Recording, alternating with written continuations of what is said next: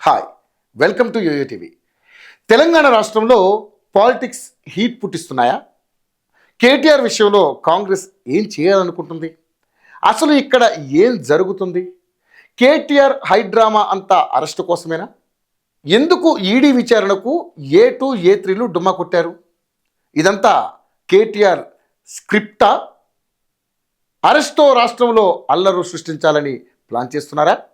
ఈరోజు కూడా కేటీఆర్ ఈడీ విచారణకు డుమ్మ కొట్టబోతున్నారు. ఎవరి వెర్షన్ ఎలా ఉంది అనే అంశాలను ఈ స్టోరీలో తెలుసుకుందాం. మాజీ మంత్రి కేటీఆర్ చిక్కినట్టే చిక్కి తప్పించుకుంటున్నారు. ఫార్ములా ఈ రేస్ కేసులో సోమవారం ఏసీబీ విచారణకు హాజరవుతున్నట్లుగానే వచ్చారు. కానీ ఆయన తన న్యాయవాదులతో హాజరయ్యారు. ఆఫీస్ గేట్ ముందు హైడ్రామా ఆడారు. ఏసీబీ కార్యాలయంలోకి ఒంటరిగా హాజరయ్యే ప్రశ్నే లేదని తన న్యాయవాదులను కూడా అనుమతించాలని పట్టుబట్టారు. అందుకు సహజంగానే ఏసీబీ అధికారులు నిరాకరించారు. దీంతో ఆయన దాదాపు గంటకు పైగా ఏసీబీ కార్యాలయం వద్దనే ఉండి పోలీసులతో వాగ్వాదానికి దిగి ఆ తర్వాత తాపీగా ఇంటికి వెళ్ళిపోయారు. ఇలా ఏసీబీ విచారణ నుంచి తప్పించుకున్నారు. పైగా ఏసీబీ తీరుతో ఆయన వెనుదిరిగారన్న ప్రచారం చేశారు. అయితే ఇదంతా కేసీఆర్ స్కెచ్ అని అనిపిస్తుంది. ఎందుకంటే న్యాయవాదులు లేకపోయినా ఆయన విచారణకు హాజరైతే వచ్చే నష్టం ఏమీ లేదు. ఇక్కడ ఏసీబీ అరెస్ట్ చేయకుండా ఆయనకు కోర్టు నుండి విచారణ ఉంది. ఆయన దాఖలు చేసుకున్న క్వాష్ పిటిషన్పై తీర్పు వెలువడేంత వరకు అరెస్టు చేయవద్దంటూ ఏసీబీకి తెలంగాణ హైకోర్టు స్పష్టమైన ఆదేశాలు ఇచ్చింది. ఈ నేపథ్యంలో ఆయన ఏసీబీ విచారణకు వెళ్ళినా ఆయనకు వచ్చిన నష్టం ఏమీ లేదు. అయితే ఆయన మంగళవారం ఈడీ విచారణకు సైతం హాజరు కావాల్సి ఉంది. అయితే ఆయనకు ఈడీ అరెస్టు నుండి ఎలాంటి మినహాయింపు లేదు. దీంతో ఆ విచారణకు డుమ్మా కొట్టాలని కేటీఆర్ నిర్ణయించుకున్నారు.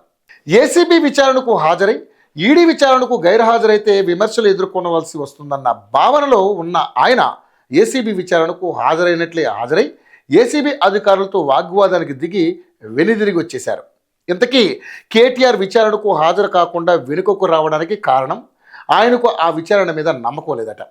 న్యాయవాదుల సమక్షంలోనే తనను విచారించాలని, లేకుంటే తాను చెప్పిన మాటలు చెప్పినట్టుగా వారు రాసుకుంటారని బీఆర్ఎస్ మాజీ ఎమ్మెల్యే పట్నం మహేందర్ రెడ్డి విషయంలో పోలీసులు అదే చేశారని కేటీఆర్ అంటున్నారు. లగచర్ల ఘటనలో పోలీసులు పట్నం మహేందర్ రెడ్డిని అరెస్ట్ చేసి మహేందర్ రెడ్డి చెప్పిన విషయాలతో ఆయన కన్ఫెక్షన్ నివేదికను తయారు చేసి కోర్టుకు సమర్పించారని ఆరోపించారు. ఆ తర్వాత పట్నం తానసలు కన్ఫెక్షన్ స్టేట్మెంట్ ఇవ్వలేదని చెప్పుకోవాల్సిన పరిస్థితి ఏర్పడిందని గుర్తు చేశారు. ఇప్పుడు తన విషయంలో కూడా అదే జరుగుతుందని అనుమానం ఉందని, అందుకే తనతో పాటు తన న్యాయవాదులను కూడా అనుమతించాలని పట్టుబట్టి కేటీఆర్ విచారణకు హాజరు కాకుండా వెనక్కి వెళ్ళిపోయారు. అంతేకాకుండా తాను ఇలా విచారణకు హాజరు కాగానే అలా ఏసీబీ తన నివాసంపై దాడులకు పాల్పడుతుందన్న సమాచారం కూడా తనకు అందిందని ఆరోపించారు. మొత్తం మీద కేటీఆర్ వ్యూహాత్మకంగా ఏసీబీ కార్యాలయం వద్ద హైడ్రామా క్రియేట్ చేసి విచారణ తప్పించుకున్నారు. ఏసీబీ అధికారులు కేటీఆర్కు మాత్రమే నోటీసులు ఇచ్చారు. దీంతో తన న్యాయవాదులను అనుమతించారన్న విషయం కేటీఆర్కు స్పష్టంగా తెలుసు. అందుకే వ్యూహాత్మకంగా కేటీఆర్ తన న్యాయవాదులను తీసుకొచ్చారు. ఇక అదే సాగుతో మంగళవారం ఈడీ విచారణకు గైర్హాజరవుతారు. మొత్తం మీద విచారణను ఎదుర్కోకుండా తప్పించుకోవడానికి కేటీఆర్ వేసిన ఎత్తుగడ అయితే సక్సెస్ అయింది. అయితే దీనిపై ఏసీబీ అధికారులు కూడా స్పందించారు. కేటీఆర్ కావాలని ఇదంతా చేశారన్నారు. త్వరలోనే మరోసారి నోటీసులు ఇచ్చి కేటీఆర్ను విచారణకు పిలుస్తామని ఏసీబీ స్పష్టం చేసింది. ఇలా 2-3 సార్లు నోటీసులు ఇచ్చిన హాజరు కాకుండా ఉండాలని కేటీఆర్ భావిస్తున్నారు. ఈలోపు బెయిల్ మంజూరైతే ఓకే, అక్కడ ఏదైనా తేడా జరిగితే మాత్రం బంతి ఏసీబీ ఈడీ వైపు ఉంటుంది. కాబట్టి ఎప్పుడైనా కేటీఆర్ అరెస్టు కాక తప్పదని చెప్పొచ్చు.